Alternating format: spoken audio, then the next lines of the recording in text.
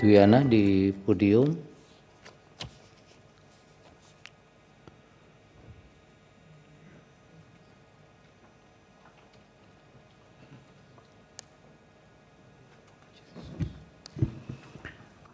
Baiklah, Assalamualaikum warahmatullahi wabarakatuh. Waalaikumsalam. Yang kami hormati para hakim dan sejawat sekalian yang ada di sini, mohon izin untuk menyampaikan hal-hal yang saya diminta untuk memberikan kesaksian dalam bentuk fakta yang dialami oleh Fakultas Kedokteran Universitas Indonesia mewakili Bapak Dekan. Saya sebagai Wakil Dekan 1, dan selama ini saya yang melakukan pengelolaan untuk pendidikan, untuk mendampingi sebagai pembina utama dari 3 program studi dari 3 rumah sakit pendidikan yang menjadi penyelenggara utama, yaitu Rumah Sakit Jantung Harapan Kita, Rumah Sakit Ibu Anak Harapan Kita, serta Rumah Sakit Kanker Darmais untuk program studi jantung dan pembuluh darah, program studi anak, dan program studi onkoradiasi. Hal yang paling utama yang penting bahwa dalam pengalamannya, maka saya melihat memang keberadaan undang-undang ini perlu diklarifikasi, atau mungkin undang-undang ini tidak bisa difahami dengan baik dari sisi kata-katanya, karena jelas dalam Undang-Undang Nomor 17 Tahun 2023 Pasal 187 dinyatakan bahwa pihak rumah sakit itu memang ditetapkan sebagai rumah sakit pendidikan oleh Kementerian Kesehatan, oleh menteri yang ada di dalam Undang-Undang Kesehatan. Tapi pembukaan suatu program studi itu tetap menjadi ranah dari Undang-Undang Pendidikan, di mana ini yang melakukan adalah Kementerian Pendidikan. Nah, kami sebagai yang berada di bawah, karena kebetulan saya sebagai Wakil Dekan, hal ini menjadi membingungkan pada saat Kementerian Kesehatan memberi pernyataan membuka program studi. Begitu juga teman-teman kami di Rumah Sakit Pendidikan.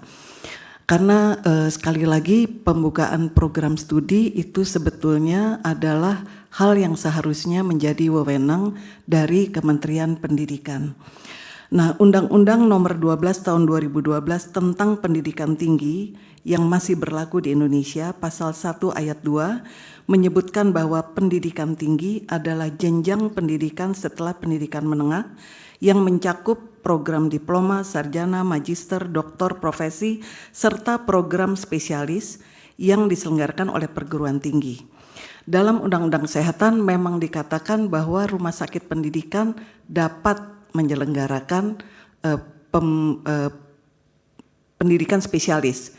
Namun demikian di dalam pasal di bawahnya sebetulnya sangat jelas bahwa penetapan rumah sakit pendidikan dilakukan oleh Menteri dalam Undang-Undang Kesehatan, di mana hal ini adalah Menteri Kesehatan setelah memenuhi persyaratan.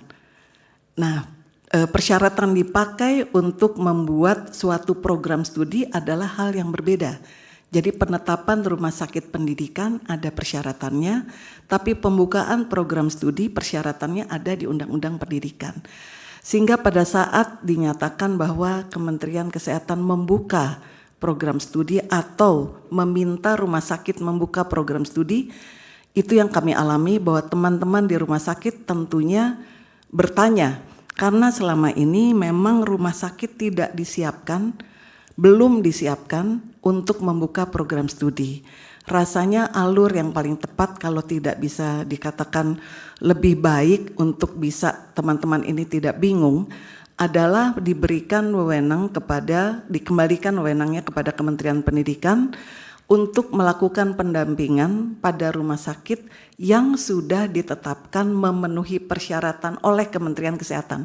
Jadi ini 2 undang-undang yang membingungkan, tapi bukan pernyataan bahwa rumah sakit diminta membuka program studi oleh Kementerian Kesehatan. Kenapa ini terjadi?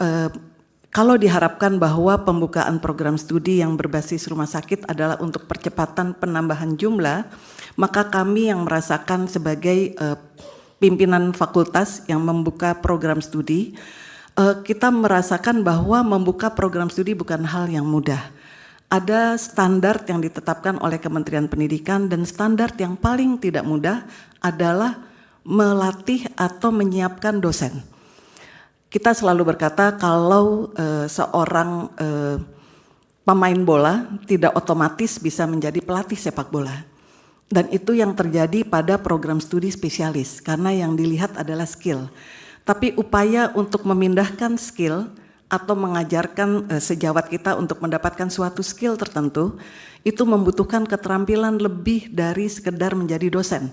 Karena itu kami memiliki di fakultas pelatihan menjadi dosen klinis. Dosen klinis itu adalah dosen yang dilatih bagaimana memindahkan keterampilan klinisnya dengan baik, dengan memperhatikan keamanan pada pasien. Dan ini yang beda, saya rasa kalau main bola tidak akan mencelakai orang lain, tapi kalau kita memindahkan keterampilan klinis dengan memakai pasien, maka kita harus sangat ketat dalam syaratnya. Nah, ini yang menjadi hal yang menjadi hambatan pada saat FKUI ditetapkan oleh Permendikbud sesudah program studi ini dinyatakan akan dibuka. Jadi memang kami tidak dimintai pendapat terlebih dahulu apakah program studi ini siap atau tidak. Dan 3 program studi yang diminta untuk didampingi oleh Fakultas Kedokteran, pada saat itu kebetulan saya yang bertanggung jawab untuk mendampingi, kita mendapatkan bahwa program studi ini tidak siap. Rumah sakitnya pun tidak siap. Apa yang tidak siap? Bahwa salah satu persyaratan untuk program studi adalah dosen. Dan dosen-dosen ini dari segi penjaminan mutu dari Undang-Undang Nomor 12 Tahun 2012 harus didaftarkan pada pangkalan data Kementerian Pendidikan Tinggi. Pangkalan data ini melindungi suatu pendidikan dari kemungkinan kualitas yang tidak baik dan dari kemungkinan tidak bisa dinilai oleh masyarakat, karena dengan ada di pangkalan data tentunya harus dosen-dosen yang mempunyai kualifikasi cukup. Karena itu cukup lama waktu untuk mendapatkan nama para dosen, padahal prodi sudah dibuka dan mahasiswa sudah diterimakan, tapi bahkan kita belum berhasil membantu teman-teman di rumah sakit untuk mendapatkan nama-nama dosen yang bisa masuk di pangkalan data. Jadi urutannya di pangkalan data, yang bisa memasukkan nama murid itu adalah dosen, dan dosennya karena 2 institusi yang berbeda dengan institusi yang saat ini prodi yang sudah ada di fakultas, maka tidak boleh dosen yang sama. Jadi ini upaya Dikti untuk menjaga sehingga tidak ada dosen yang overlapping antara satu prodi dengan prodi lain. Dan ini tidak bisa terjadi.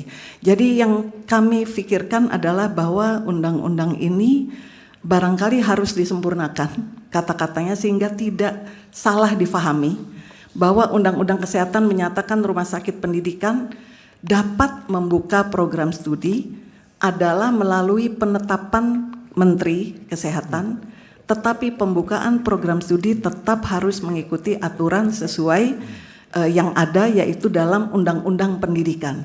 Kalau sebegitu banyak orang yang tidak memahami, barangkali ada yang salah dalam undang-undang ini dalam pernyataannya, sehingga dianggap bahwa kementerian yang membawahi rumah sakit dapat membuka atau menganjurkan untuk pembukaan program studi. Itu adalah salah satu hal fakta yang didapatkan di lapangan, betapa sulitnya untuk melakukan itu. Baik, cukup. Terima kasih. Baik, silakan Prof. Yudi dilanjut untuk keterangan saksinya. Terima kasih. Assalamualaikum.